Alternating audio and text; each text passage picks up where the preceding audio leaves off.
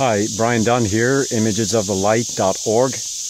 If you're interested in homesteading or moving to a rural part of the country, or even having a cabin in the woods, and you don't quite have the money or the setup for a well, there are ways in more regions that have more rain that you can capitalize on natural water systems.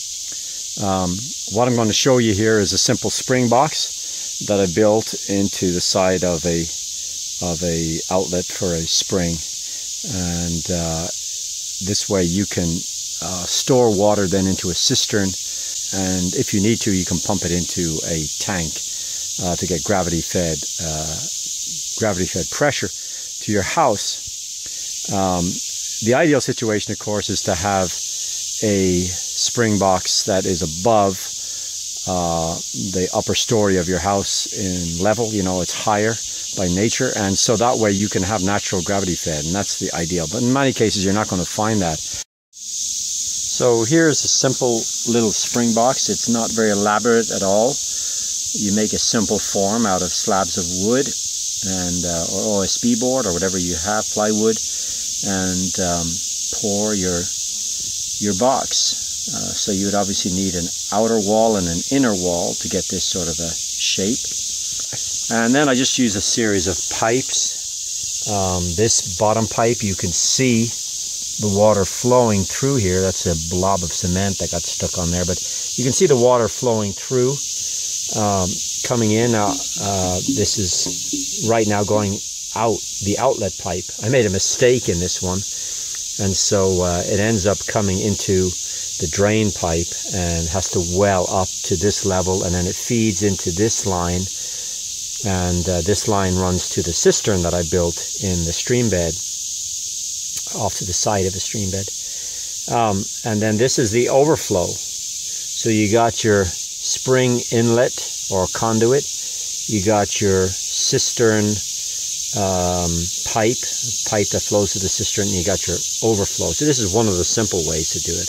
There are a lot more elaborate methods than this. This is just a sort of a quick, easy one. And then you can see there that the drain pipe is just letting the spring water out right now because I was cleaning it. Every now and again you have to wash it out because silt will build up. You could use a filter, but the problem with a filter is it'll clog. So I don't. I just basically take the end cap off and let it drain out and hose it out. I've got fairly good gravity pressure from the tower I built. Let's see if I can wash this cap out here before I put it back on. So we have a lot of clay here, and clay tends to fill up in this little box, but it's never stopped operating. It's been running for, oh man, about 4 years, and I've never cleaned it out. There's even a little frog living in there, which I encourage to leave. And by the way, in your overflow pipe, it's a good idea to put some screen on the end with some tape or something, or a clamp, so that little varmints can't get into your spring box. And so I'm just going to clean this out. There we go. And then I'm going to put that cap back on. I'll probably put it on a little harder than that. But now what's going to happen, obviously, is the spring box will fill. It'll fill up to the level of this conduit or pipe that goes to the cistern, and it'll continue to feed the cistern. Okay. Now, a typical question is, how do I know if it's a spring or just a seepage? Don't look for a spring after a rain. Look for it during a fairly dry season. If you have a fairly dry season and you still see water coming out of the side of a bank, and usually that's where it's going to come out, then it's likely a spring. And continue to monitor it for a while. And also you can muddy up the water and see if it clears back out. And that's another way to know that you got a good spring.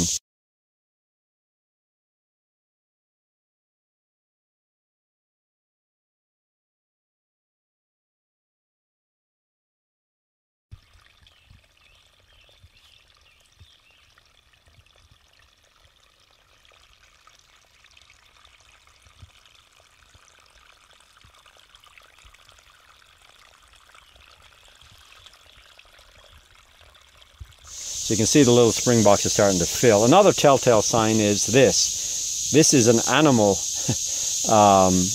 watering hole. For some reason, looks like something like a coon or something like that has come and has continued to dig out this section here to get use of spring water during the dry season. We've had a very dry period and now we just had a rain. And so since I blocked off the original site, the animal engineered a second one and is digging up under here to get some water. So in dry season, that'll still have some water for the little critters. So that's their little watering hole, and this is mine. So luckily we can still both use it. Now, traditionally with springs like this, there may be several junctures where this comes out. I made the mistake of building one higher up, further up in that field up there. And it was a beautiful, big, elaborate spring box. Spent a lot of energy and cement money on that, and then found out that as soon as the rains subsided, that watering spring hole stopped, and this one continued. So, yeah, you learn by experience. Don't look on a rainy day for a spring, or weeks after a rainy day. You might want to wait a month or two. And so anyway, that's our simple little spring box, and I'm going to build a cement lid. I've only used a simple wooden lid for this, which is not the best. Could be knocked off by a falling branch. Cement lid is going to be heavier. And so now you can see that the spring box is filling up nicely. In fact, it's already filled up, and it's now draining into the source pipe for the cistern. And you can see the water is nice and clean. So the question people might ask is, how do you actually tap the spring? How do you get it to flow into the box? Well, you basically have to pour your cement right up against the outlet source, and I pushed my pipe and plugged it with clay first. So I found the outlet source for the water, and then I pushed the pipe in there and built clay around it to plug it from coming out the sides and only go into the pipe. Then I simply poured cement over top of that clay bank that I built. So you'll see this was built in 6/20/11, so 2011. And it's still doing fine. This is 2017. So yeah, basically there's the pipe that I would have shoved up into the spring hole or outlet and plugged it with clay around the outside, and then basically poured cement over and built that up, and then built the form for the box. It's sort of common sense. You can see that this naturally runs down into a little creek bed, and by the way, there's an outlet for the spring down there too. So when this one quits, the lowest one will still work, but unfortunately I haven't been able to capture that. There is a way I could if I built a dam, but you know, so that's just a little creek, dry creek is what we call it. It's wet right now because of the rain, but not enough rain to make it flow. So in this case, I didn't even bury the PVC pipe. You can see it just runs along to the woods here. The reason for that is, the reason that I didn't bury it, simply time factor. Was busy building, and also because it doesn't really hold a lot of pressure. Traditionally a spring does not have high pressure unless it's an artesian type, and even then your spring box is simply going to let the pressure out if it's too high, and your pipe is not going to hold that much pressure. So it's rarely full all the way, so when it freezes, the pipe ends aren't even glued together. It can pop itself apart, and or you know, it's not a critical factor even in freezing cold weather. So it goes under the road here, comes out and over, and here you can see, I'll show you something here. This is what we call the dry creek. We have a lot of these here in Missouri, and during the flood season, of course, it holds a lot of water, and it's actually washed down to bedrock. This was not like this when I first got here, but with my interference and different things, it's caused it to do different things. And so here's the flow area for the creek, and over there you see the cistern that I built. You can just see the top of it. Now, it's not a real good idea to put your cistern right beside the creek. Why? Because you can get contamination, get overflow into your cistern and get mud and all of that. However, with this system here, this is broad and wide enough that it can survive a 100-year level flood and still not get flooded. So there's enough space. I've watched the water flow. There's enough space here for the water to get by without overflowing the cap on this cistern and getting inside. And we had really bad floods this last year, like I say, 100-year record or more, and this worked fine. Now, I had the advantage of being able to build on bedrock, as you see here. You don't want really to build a cistern on just gravel. I mean, it would probably stay put, but it would be a little more tricky. So I built it on bedrock. And what I did actually was to save myself a lot of work. Digging in Missouri is an absolute nightmare, and this is why. You see, in other places you have soil. Here you have rock. And so you can't even get your shovel in the ground. You basically have to use a pick and a shovel. And what I did was I actually closed off this section. I dammed it off, and I opened up a slight side channel that had formed, but it was a lot of work. I had to dig a narrow trench down through there to the cistern.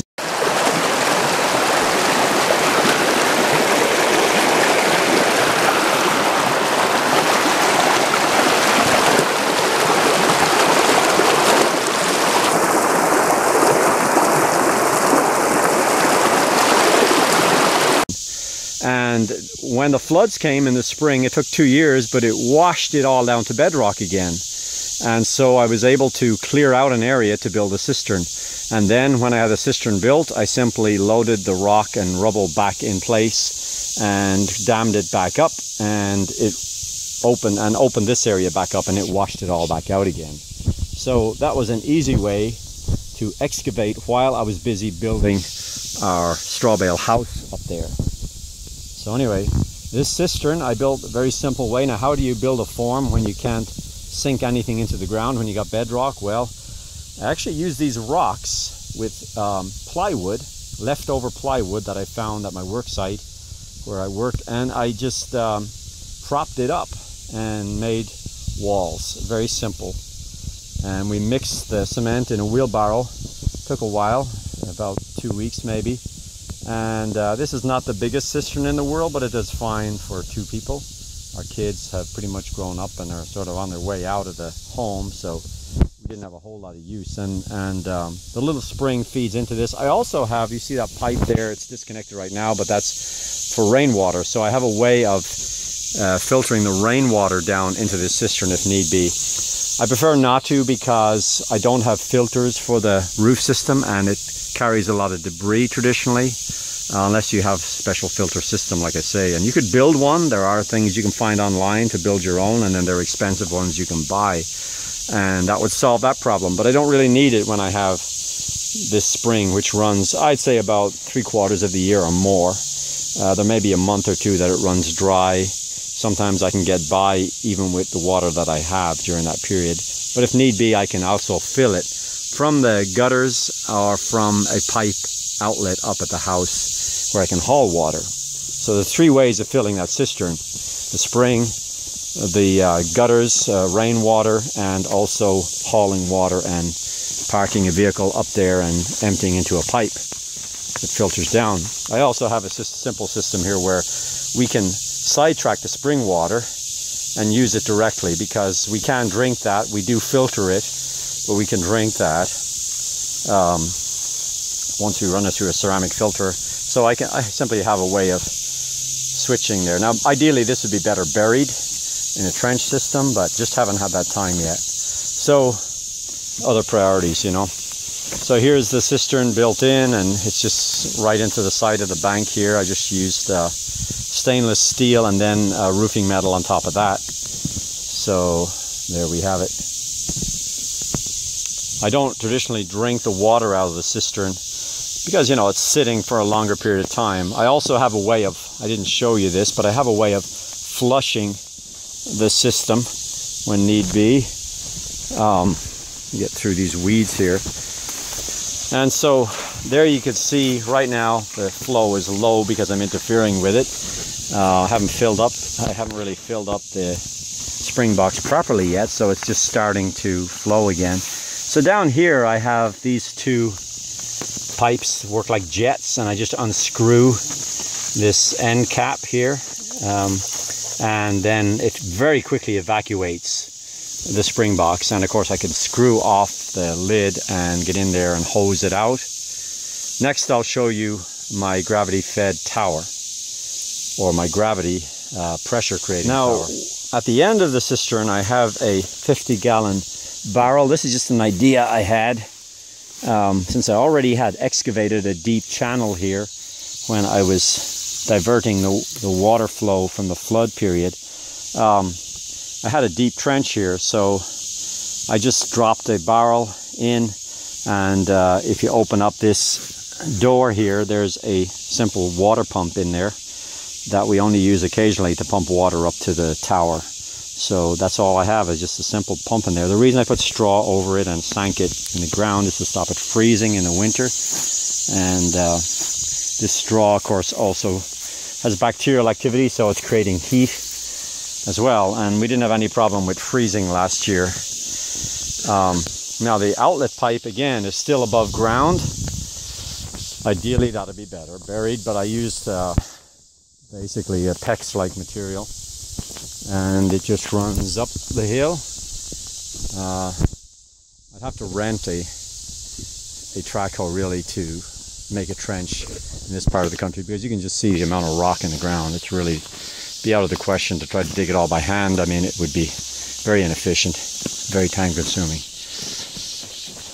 So up here you can see the tower. It's not really that high, but it provides ample pressure.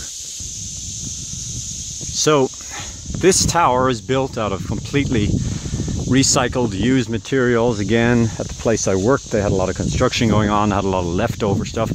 And also I used available timber, unmilled, you know, just logs and things. And I decided to use greenhouse plastic on the tower, because what that does in the winter is it helps heat that water a few degrees above freezing, or keep it, even in the coldest periods, it keeps it a few degrees above freezing, at least, probably many degrees above freezing, because a large body of water like 300 gallons cools very, very slowly. And once it absorbs any level of heat, it's going to release it very slowly. Now, how do I keep it from freezing as far as the pipe in and the pipe out? Well, this poly-like pipe here doesn't retain water. Once it's finished pumping, the water level shoots back down to the cistern and it's empty. So I don't have to worry about that going through the air. But what I did was, with the pipe coming down from the tank, a 300-gallon tank, this pipe is filled with insulation. I just used the cellulose insulation and blew it in. And at the very bottom I have a door where I can have a valve, and that's filled with insulation, fiberglass insulation in the winter. And that seems to work pretty well. It's overwintered well without problems. I did have a valve up top freeze one time, and believe it or not, I was able to fix it with epoxy, and it's held. And what I did with the ball valve was I actually drilled holes in the ball on the outward side of the ball. So here is a typical example of the type of ball valve I use, a 2-inch on the water tank up in the tower. And as you can see, the gate or the ball is half closed or 3/4 closed. And you can see that when it closes all the way, water is captured inside. And so again, what I did was I just took a drill with a bit and I drilled some drain holes in this side, the outward side, the side that water flows out from, and that took care of that, losing any water that it would retain. Now the gate on the other side has no holes, so it's going to stop any water flowing in. You're not going to have leakage, in other words. You're only going to have leakage on the second side, because ball valves have 2 gates just by their very design. So anyway, that seems to have worked fine so far, and that way it doesn't freeze like it did the first time, and actually cracked the side when it froze the first time. and it was a ball valve that came with the tank, so it was a little weaker than this. This may have withstood it, but it was weaker, and it looks like a lot of ordeal to try to replace it because it's custom fitted for, or custom made for the tank. So amazingly, epoxy held because it's not highly pressurized like a regular water system. So the tower here is pretty simple, as you can see. In order to help the weight of the tank not bow the rafters, I put in a mid-shelf, basically 2 beams and a purlin across there to support the weight, so it has weight support on both sides, in fact on all 4 sides in a sense. So 300 gallons of water can weigh a lot, and I have this tower made large enough that I could put several tanks up here. I might do a little bit more reinforcing if that were the case, but so here we have the tank, and the water inlet just simply gets pumped up and comes in the top. I drape it in black plastic because that keeps algae from growing, and then what's this here? Well, here we have the drain, the overflow. So the overflow is near the top of the tank, so that you don't get water spilling out all over your tower and rotting the floorboards and everything. And remember, this is made out of pretty scrounged up materials, so I have OSB board on the floor in some spots, and that does not hold up underwater. So anyway, and then why this 30-gallon tank here? Well, this 30-gallon tank is again filled with blown insulation, and the valve is in there, and the valve is insulated now. And then of course the outlet pipe goes straight down through the floor and through the barrels you saw below. So all the way up is insulated, including where it goes into the tank. That way you can withstand winter freezing. And it's quite hot in here right now in the summer, but it doesn't seem to affect the water. Even though the greenhouse gets very warm, water has a moderating effect, so it only affects it a few degrees. I don't really notice any difference. This is a handy little greenhouse in a sense. You could use it for starts as well, and you would have a ready water source. Now ideally what you would do for something like this is, you know, it's a little bit of an inconvenience to have to pump water up maybe once or twice a week when we're using it at its full belt. I mean, I can go do something else, just start the generator and let it pump and time it. And so it doesn't really take a lot of time from my work schedule, but it's a little bit of an inconvenience. So ideally, I would build a barn above this level with enough roof space to filter water, or run water into that tank. So you'd have to, there is a hill behind this that's tall enough that if I built a barn with roof space on it, tapped into a gutter system and then into a pipe and then into this tank up here, that would keep it filled, and as long as the overflow is working fine, it shouldn't be a problem. So, or of course the ideal would be to have a gravity fed spring above this level, which I don't. We're almost at the top level here. We just have a little bit of hill left, and there's no springs that I can find above this level. They're all below this level. So, so when you build your house on a piece of land, you know, that doesn't have a well, and you don't have the funds for well drilling. Well drilling here is very expensive. You have to go at least 300 feet through a lot of rock. The first thing to look at is okay, if I'm going to use a primitive water system, I need to find out where my spring is and build below it. I mean, that may be what you have to do. Not always ideal, because it's better to build on high ground than low ground, but sometimes you'll be blessed enough to have a spring that's in high ground,